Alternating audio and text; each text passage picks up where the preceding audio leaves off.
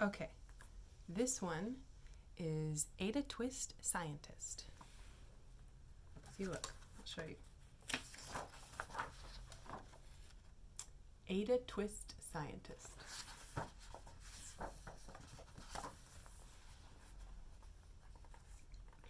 Ada Marie said not a word till the day she turned 3.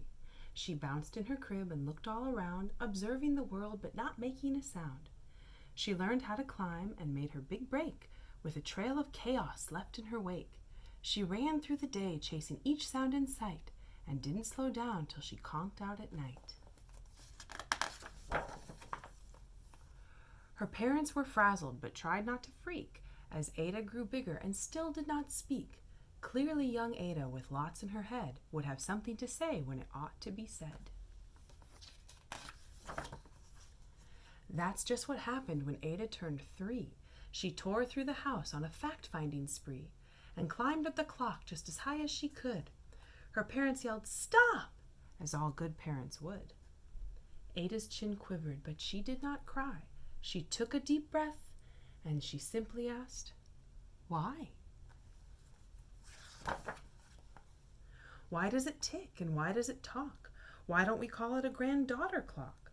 Why are there pointy things stuck to a rose? Why are there hairs up inside of your nose? She started with why and then what, how, and when. By bedtime she came back to why once again. She drifted to sleep as her dazed parents smiled at the curious thoughts of their curious child, who wanted to know what the world was about.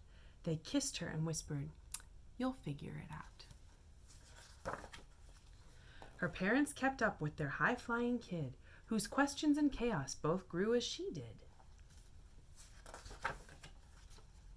Even Miss Greer found her hands were quite full when young Ada's chaos wreaked havoc at school.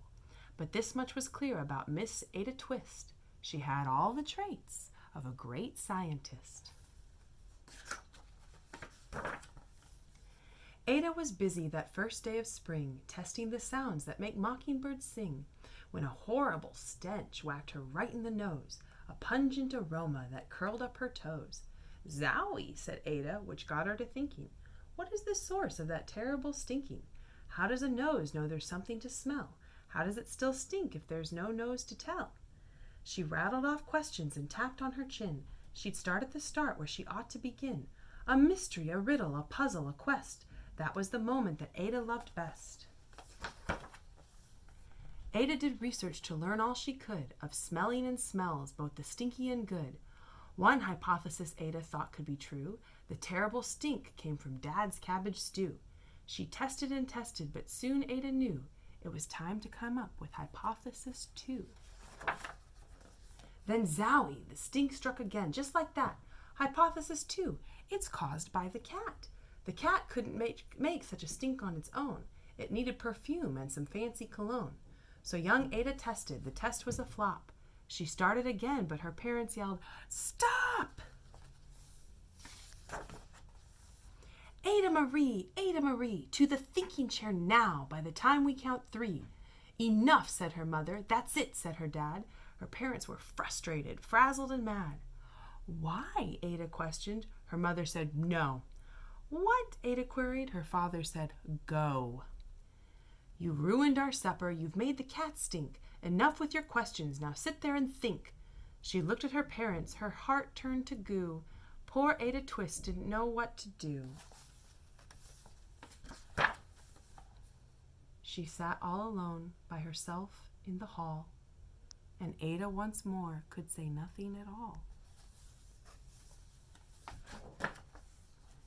And so Ada sat, and she sat, and she sat, and she thought about science and Stu and the cat, and how her experiments made such a big mess. Does it have to be so? Is that part of success? Are messes a problem? And while she was thinking, what was the source of that terrible stinking? And Ada Marie, did what scientists do. She asked a small question, and then she asked 2. And each of those led her to 3 questions more, and some of those questions resulted in 4. As Ada got thinking, she really dug in. She scribbled her questions and tapped on her chin.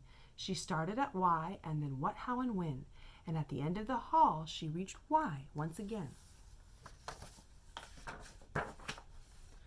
Her parents calmed down and they came back to talk. They looked at the hallway and just had to gawk. No patch of bare paint could be seen on the wall. The thinking chair now was the great thinking hall. They watched their young daughter and sighed as they did. What would they do with this curious kid who wanted to know what the world was about? They smiled and whispered, "You'll figure it out. We'll figure it out." And that's what they did, because that's what you do when your kid has a passion and a heart that is true. They remade their world. Now they're all in the act of helping young Ada sort fiction from fact. She asks lots of questions. How could she resist? It's all in the heart of a young scientist. And as for that smell, what can Ada Twist do but learn all she can with her friends in grade 2? Will they discover the stink that curls toes?